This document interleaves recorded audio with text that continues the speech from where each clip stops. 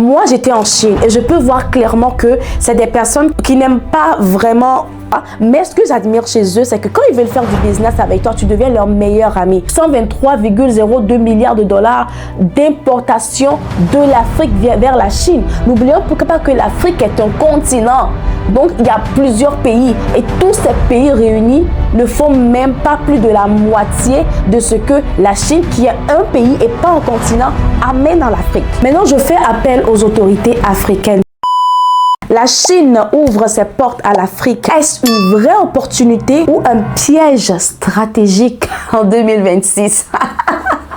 On en parle. Pour ceux ou celles qui ne savent pas, à partir du 1er mai 2026, la Chine a déclaré qu'il va supprimer les droits de douane sur toutes les importations provenant de 53 pays d'Afrique, sachant qu'on a 54 pays, 53 pays avec lesquels la Chine a des relations diplomatiques. L'information a été confirmée par Xi Jinping dans un sommet de l'Union africaine à Addis Abeba. Donc, Pékin présente cela comme une nouvelle opportunité pour le développement de l'Afrique. Mais il y a quelque chose qui me dérange beaucoup dans cette affaire. C'est même pour ça que j'en parle. Sur le papier, c'est beau, c'est séduisant. On pourrait même applaudir parce que, vous savez, ça si tu ne sais pas bien là, tu vas penser que c'est dans le sens contraire parce que, n'oublions pas, des produits provenant de l'Afrique. Mais la vraie question, c'est qu'est-ce que l'Afrique gagne réellement dans cette histoire? Et surtout, qu'est-ce que la Chine recherche vraiment derrière cette opportunité, dite opportunité, pour ma part, qu'il offre à l'Afrique? Mon premier point, c'est que oui, c'est une bonne nouvelle, mais c'est juste en apparence. À première vue, cela peut sembler excellent parce que plusieurs pays africains n'avaient pas encore cet avantage, comme le Kenya, l'Afrique du Sud, le Nigeria ou encore le Maroc. Et ces pays-là, pour la première fois, auront accès au marché chinois. Avant cela, certains de ces pays payaient jusqu'à 25% de douane sur les marchandises importées vers la Chine. Donc oui, on peut dire que cela ouvre certaines portes. Ça peut faire gagner de l'argent à beaucoup de pays qui font ce type de commerce-là vers la Chine. Il faut aussi savoir que la Chine cherche à réduire les critiques envers lui, envers le gros commerce qu'il fait vers l'Afrique. Donc dire que, on fait beaucoup de commerce vers l'Afrique, on gagne beaucoup d'argent, mais quand même, de l'autre côté, on a ouvert nos douanes totalement gratuites aux Africains. Ok, donc ils veulent redorer leur image sur le plan international, ils veulent redorer leur image avec le continent africain. Honnêtement, il faut se dire la vérité. Moi, j'étais en Chine et je peux voir clairement que c'est des personnes qui n'aiment pas vraiment les gens comme nous. Tu vois un peu, honnêtement, disons la vérité, on va pas se mentir, ok, là, ok, on se plaint pas, on n'est pas dans la victimisation. Mais ce que j'admire chez eux, c'est que quand ils veulent faire du business avec toi, tu deviens leur meilleur ami. Oh, fallait me voir, tu ne vois pas tu ne vois pas comment ils souriaient. Oh my friend, j'étais leur meilleur ami. Quand il fallait que j'achète les choses, quand ils veulent me faire acheter des choses, oh my best friend come, oh my friend, my dear come, oh this is very good price. Quand tu viens, tu deviens leur best friend. Pourtant, ils ne t'aiment pas, mais parce qu'ils veulent faire du business, ils savent faire du business. Et ça, c'est une leçon pour les personnes qui sont dans notre communauté, qui se disent que moi, je n'aime pas telle personne, donc je ne fais pas du business avec elle. Tu n'as rien compris. Que tu aimes une personne, tu n'aimes pas une personne, c'est pas le problème. Est-ce que tu peux vendre à cette personne si la personne achète? C'est ça le truc. Tu n'aimes pas ce type de personne. Après, je te dis pas, bon, voilà, je ne rentre pas dans les détails, mais je veux dire que tu n'es pas un groupe de personnes. That is not the point. The point, c'est que est-ce qu'il peut acheter chez toi? C'est le plus important. Et c'est ça, cette leçon-là, il faut la prendre des Chinois. Il ne faut pas qu'on se mette dans la tête qu'on a une relation très amoureuse avec les Chines. Non. Les pays font des choses en fonction de leur intérêt.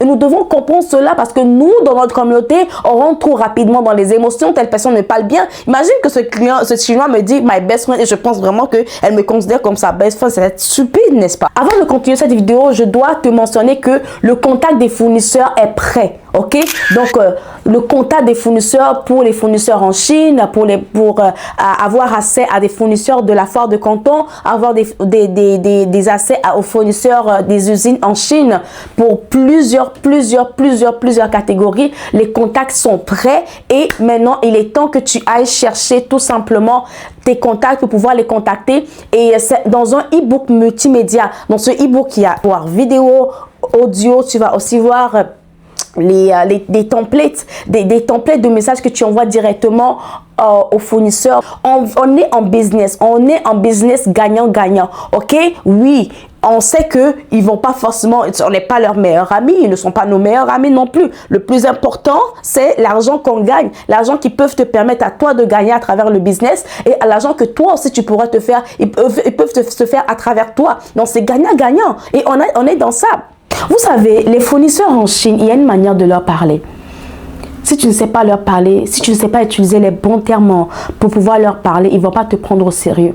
Et s'ils ne te prennent pas au sérieux, ils ne vont pas te faire les bons prix. Et si tu n'as pas les bons prix, tu ne peux pas faire les bons deals avec eux pour gagner sur ce que tu vends. Donc, ce e-book que je te donne, c'est une perle rare que tu ne vas pas trouver comme juste les contacts fournisseurs que tu vois un peu partout. Mais ici, je te donne tout parce que j'ai tout pensé. Si j'étais à mes débuts, ou bien voilà, qu'est-ce que j'aurais voulu qu'on me donne, c'est ce que j'ai mis dans ce e-book pour toi. Va le prendre, c'est tellement pas cher, go and take it maintenant parce que les prix vont grimper bientôt, en tout cas parce qu'on est en promotion, comme j'ai dit, en lancement par rapport à ça. Des templates de messages que tu envoies directement au fournisseur pour ne pas trop réfléchir, qu'est-ce que je lui dis, qu'est-ce que je lui écris, par quoi je commence, j'ai tout mis pour toi jusqu'au 4e ou au 5e message, si je ne me trompe pas, envoyé aux Chinois, dépendamment de ton domaine, et c'est inclus. Aujourd'hui, il faut savoir que les relations Chine-Afrique sont totalement déséquilibrées, ok? En 2025, les échanges bilatéraux ont atteint 348,05 milliards de dollars. Écoute très bien, mais les exportations chinoises vers l'Afrique ont totalisé 225,03 milliards de dollars contre seulement 123,02 milliards de dollars d'importation de l'Afrique vers la Chine. N'oublions pas que l'Afrique est un continent. Donc, il y a plusieurs pays et tous ces pays réunis ne font même pas plus de la moitié de ce que la Chine, qui est un pays et pas un continent, amène dans l'Afrique. Le déficit africain commercial vis-à-vis de la Chine est juste énorme. On a une différence de 100,2 milliards de dollars et c'est énorme. Mais ce n'est pas un accident, ça reflète une structure claire. Et c'est quoi cette structure? La Chine exporte vers l'Afrique des produits finis, le textile, les machines, tandis que l'Afrique est toujours, depuis 1900, exporte toujours les matières premières, every time les matières premières, faibles en valeur ajoutée. Le pétrole brut, le minerai, les produits agricoles. Can you imagine? Sans transformation. Mais la Chine ne peut pas accepter que l'Afrique ramène des produits transformés parce qu'ils ont énormément de main-d'œuvre, ils ont énormément de machines, d'usines, de tout ce qu'il faut pour transformer toutes ces matières premières-là. Donc, ils ne vont jamais l'accepter. Donc, si toi, aujourd'hui, tu te dis que je vais aller vendre, tu vas vendre ton produit fini à qui en Chine? Presque toute l'Afrique source ses produits finis en Chine. Et pas que l'Afrique, on est d'accord. Même les grosses marques qu'on connaît aujourd'hui, on sait. On doit aussi commencer à voir c'est quel type de produits finis. On sait qu'il y a énormément de produits finis que l'Afrique ne peut pas vendre à la Chine parce que ça ne peut pas se faire. Mais on doit quand même savoir, dans ce cas, quel type de produits finis alors l'Afrique peut vendre à la Chine. Ou bien elle peut vendre en Chine. Et ça, pour moi, pour les entrepreneurs qui vont en Chine, vous devez commencer à penser à ça. Qu'est-ce que je vends que la Chine, ou bien les Chinois peuvent en avoir besoin? Et quand je vous dis que les Chinois ne sont pas forcément nos amis, parce que même leurs secrets industriels, la Chine ne le montre pas aux personnes les étrangers qui viennent étudier chez eux. J'ai un ami en Chine. Quand je suis partie en Chine, je me suis fait des amis, tout simplement. Et un de mes amis me racontait qu'il étudie en Chine, en ingénierie, mais il y a certains cours qui étaient dans son planning. Il n'a jamais fait ces cours. On ne lui a jamais donné accès. On ne lui a jamais parlé de « Oh, on fait tel cours à tel moment dans l'université ou quoi que ce soit. » Et il a posé la question de savoir, mais ce cours, finalement, on ne va pas le faire, on ne va pas le faire. On lui a dit « Ne t'inquiète pas. À la fin, on va te donner le point. » Est-ce que vous imaginez, est-ce que vous comprenez cela? À la fin, on va te donner les points d'un cours que tu n'as jamais fait. Tu sais pourquoi? Parce que la Chine ne veut pas montrer ses secrets. Ce que vous pensez connaître de la Chine, c'est tellement peu. La Chine fait tout pour pouvoir protéger ses connaissances. ce qui lui permet d'évoluer. Tu dis que non, moi je vais aller étudier en Chine parce que je veux savoir comment ça se fait pour pouvoir l'apporter dans mon pays. Ils vont t'apprendre certaines choses, mais crois-moi, il y a des choses qu'ils ne vont jamais t'apprendre. C'est une leçon que les Africains doivent apprendre, que ce n'est pas tout que tu montres. Tu es sur les réseaux sociaux, tu parles de ton business, c'est pas tout de ton business aussi que tu dois montrer. Bon, ça, je parle pour ceux qui sont sur les réseaux sociaux, qui font des affaires. Parce que si tu regardes ce type de vidéo, c'est parce que quelque part, tu as dans la tête de faire un jour du business avec la Chine ou tu le fais déjà. Tu imagines mon pote qui me dit que, on me dit, ne t'inquiète pas, on te donne les points, mais non, tu ne vas pas avoir accès à ces cours-là. Qu'est-ce qu'on enseigne dans ces cours-là et ils n'ont pas accès à ça? That's the point. Ces gens-là ne sont pas nos meilleurs amis. Ils sont nos partenaires d'affaires, ok? Mais be careful. Où est-ce que l'Afrique peut gagner dans cet échange-là? Gagnera si elle a des stratégies. Le premier point que j'ai donné déjà stratégiquement, savoir ce que l'Afrique peut vendre à la Chine, dont la Chine pourrait avoir besoin, les Chinois pourront avoir besoin, mais au-delà de ça. Maintenant, je fais appel aux autorités africaines. Je vous fais appel pour cette histoire du business avec la Chine. S'il vous plaît, ayez assez d'audace pour pouvoir communiquer correctement business avec la Chine. C'est des gens qui sont trop smart, mais pas plus que aussi vous. Vous aussi, vous êtes smart. Vous aussi, vous pouvez négocier. Moi, je vous invite vraiment à accueillir l'ouverture avec la Chine davantage, mais aussi apprendre à davantage négocier avec eux. Le business commercial avec intelligence, par exemple. Essayez d'intégrer tout petit peu. Ça commence par là, ok? Dans la négociation par rapport aux règles d'origine que vous avez déjà.